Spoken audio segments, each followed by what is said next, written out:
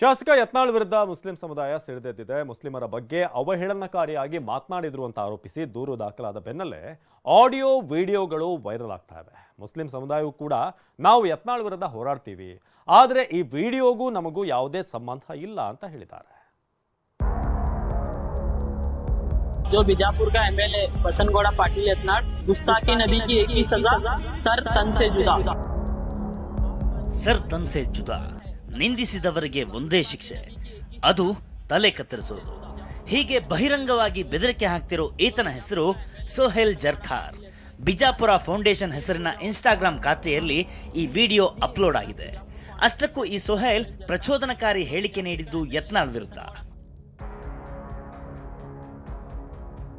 गुस्ताखी नबी की एक ही सजा सर तन से जुदा. ಅಷ್ಟಕ್ಕೂ ಆಗಿರೋದು ಏನಂದ್ರೆ, ವಕ್ಫ್ ಭೂ ಕಬಳಿಕೆ ವಿರುದ್ಧ ಸಿಡಿದು ನಿಂತಿದ್ದ ಯತ್ನಾಳ್ ಏಪ್ರಿಲ್ 7ರಂದು ಹುಬ್ಬಳ್ಳಿಯಲ್ಲಿ ಮಾತನಾಡಿದ್ರು. ಈ ವೇಳೆ ಮುಸ್ಲಿಮರ ಬಗ್ಗೆ ಅವಹೇಳನಕಾರಿಯಾಗಿ ಮಾತನಾಡಿದ್ರು ಅಂತ ಆರೋಪಿಸಿ ವಿಜಯಪುರ ನಿವಾಸಿ ಮೊಹಮ್ಮದ್ ಹನ್ನಾನ್ ಎಂಬುವರಿಂದ ದೂರು ನೀಡಿದ್ರು. ಇದರ ಬೆನ್ನಲ್ಲೇ ನಿನ್ನೆ ಯತ್ನಾಳ್ ತಲೆ ಕತ್ತರಿಸಬೇಕು ಎಂಬ ಆಡಿಯೋ ಹೊರಬಿದ್ದಿತ್ತು.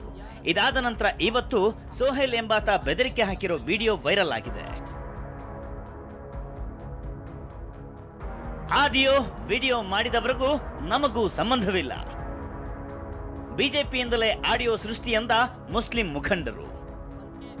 ಇನ್ನು ಆಡಿಯೋ ವಿಡಿಯೋ ಬಗ್ಗೆ ಸುದ್ದಿಗೋಷ್ಠಿ ನಡೆಸಿ ಸ್ಪಷ್ಟನೆ ನೀಡಿದ ವಿಜಯಪುರ ಮುಸ್ಲಿಂ ಮುಖಂಡರು ಇದೆಲ್ಲ ಬಿಜೆಪಿಯವರ ಸೃಷ್ಟಿ ಎಂದಿದ್ದಾರೆ. ಪ್ರಚೋದನಕಾರಿ ಪೋಸ್ಟ್ ಹಾಕಿದವರ ವಿರುದ್ಧ ಕ್ರಮವಾಗಲಿ, ಆದರೆ ವಿವಾದಾತ್ಮಕ ಹೇಳಿಕೆ ನೀಡಿದ ಯತ್ನಾಳ್ ವಿರುದ್ಧ ಪ್ರತಿಭಟಿಸ್ತೀವಿ ಅಂತ ಗುಡುಗಿದ್ದಾರೆ. ಕಿಡಿಗೇಡಿಗಳು ವಿಡಿಯೋ ವೈರಲ್ ಮಾಡಾಕತ್ತಾರ. 15 ತಾರೀಕದ ಇದು ಒಬ್ಬಿಬ್ರು ಬಿಜೆಪಿದೊಳಗೂ ಕಿಡಿಗೇಡಿ ಅದಾರ. ಇದು ಯಾರು ಮಾಡ್ಯಾರ ಅನ್ನೋದು ಗೊತ್ತಿಲ್ಲ. ಯಾರು ಮಾಡ್ಯಾರ ಅವ್ರಿಗೆ ನಾವು ಕ್ರಮ ತಗೊಳ್ಲಿಕ್ಕತ್ತೀವಿ.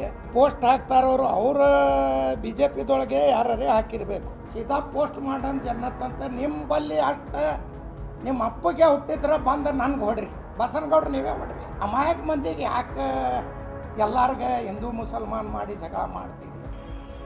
ಇನ್ನು ಇತ್ತ ದಾವಣಗೆರೆಯಲ್ಲಿ ವಕ್ಫ್ ಕಾಯ್ದೆ ವಿರುದ್ಧ ಬೀದಿಗಿಳಿಯುವಂತೆ ಪ್ರಚೋದನೆ ನೀಡಿದ್ದ ಕಾಂಗ್ರೆಸ್ ಮಾಜಿ ಕಾರ್ಪೊರೇಟರ್ ಕಬೀರ್ ಖಾನ್ಗೆ ಪೊಲೀಸರು ಬಲೆ ಬೀಸಿದ್ದಾರೆ. ಸದ್ಯ ಪ್ರಕರಣ ಸಂಬಂಧ ಅಬ್ದುಲ್ ಗನಿ, ಮೊಹಮ್ಮದ್ ಜುಬೇದ್ ಎಂಬುವರನ್ನ ಬಂಧಿಸಿದ್ದಾರೆ. ವಿಜಯಪುರದಿಂದ ಅಶೋಕ್ ಯಡಹಳ್ಳಿ ಜೊತೆಗೆ ಬಸವರಾಜ್, TV9 ದಾವಣಗೆರೆ.